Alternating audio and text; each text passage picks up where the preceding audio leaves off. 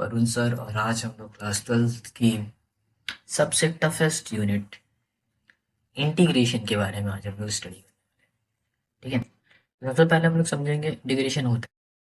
Integration जो होता है वो डिफरेंशिएशंस का रिवर्सेबल प्रोसेस होता है, या फिर हम कह सकते हैं डिफरेंशिएशन का रिवर्सेबल प्रोसेस जो होता है वो इंटीग्रेशन होता है।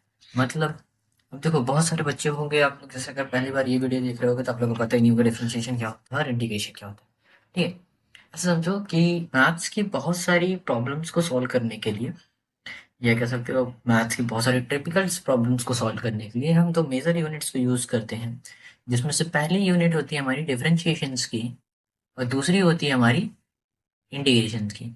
ठीक है, डिफरेंशिएशन और इंटीग्रेशन ही एक ऐसे मेजर रोल्स प्ले करते हैं किसी भी यूनिट्स को, जो कि बहुत बड़ी से बड़ी प्रॉब्लम्स को सॉल्व करते हैं।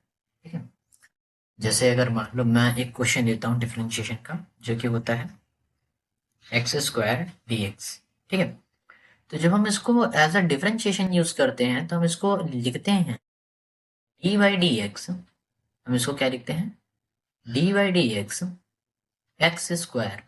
तो जब हम ऐसे डिफरेंशिएशन को सॉल्व करते हैं तो हम इसमें फॉर्मूला यूज करते हैं एक्स की पावर एन बराबर एन एक्स की पावर एन माइनस वन।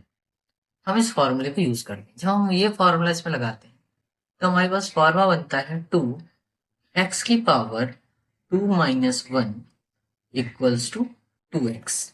ठीक है, ये कब बना? जब हमने डी बाई डी एक्स का क्या किया, D by D x x square का डिफरेंशिएशन किया तो हमारे पास क्या आया? टू एक्स आया। मतलब डिफरेंशिएशन का क्या आया? आंसर आया। ये क्या है? एक डिफरेंशिएशन का आंसर है।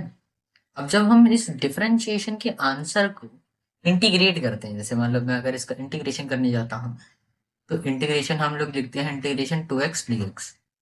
ठीक है, क्या लिखते हैं? Integration two x d x. तो जब हम लोग इसका इंटीग्रेशन करते हैं तो इंटीग्रेशन में हम इसमें लगाते हैं फॉर्मूला वापस से एक्स की पावर एन का, जो कि होता है एक्स की power n plus one upon में n plus one plus c. ठीक है, अब देखो डिफरेंशिएशन में एक्स की पावर का फॉर्मूला लगता है एक्स की power n equals to n plus n की power x plus n minus one, और इंटीग्रेशन लगता है एक्स की पावर एन डी एक्स का फॉर्मूला। ठीक है, तो फॉर्मूला चेंज होता है। तो हम जानते हैं कि नंबर है, तो हम लोग इसका इंटीग्रेशन नहीं करते हैं, इसको हम लिखते हैं टू एक्स डी एक्स। इसकी पावर एक्स की होती है वन, एज्यूम की जाती है, तो टू बाहर रहेगा, आएगा इंटीग्रेशन एक्स की power one plus one upon में वन प्लस वन।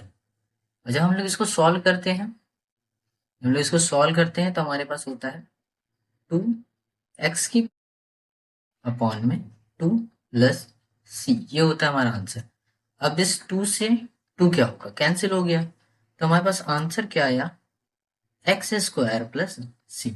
अब देखो, यहाँ पे हमने एक्स स्क्वायर का डिफरेंशिएशन किया तो हमारे पास क्या आया? टू एक्स आया। और जब हमने टू एक्स को इंटीग्रेशन किया तो हमारे पास क्या है? एक्स स्क्वायर है।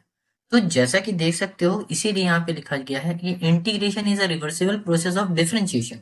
मतलब इंटीग्रेशन जो होता है वो डिफरेंशिएशन का उल्टा प्रोसेस है, और डिफरेंशिएशन जो है वो इंटीग्रेशन का उल्टा प्रोसेस है। मतलब एक क्वेश्चन का अगर मैं डिफरेंशिएशन करूंगा तो उसका जो आंसर आएगा, और उस आंसर को अगर मैं इंटीग्रेट करता हूँ तो दोबारा से मेरे पास वही क्वेश्चन आएगा जो डिफरेंशिएशन में मैंने ले रखा। तो ये होता है इंटीग्रेशन का प्रोसेस।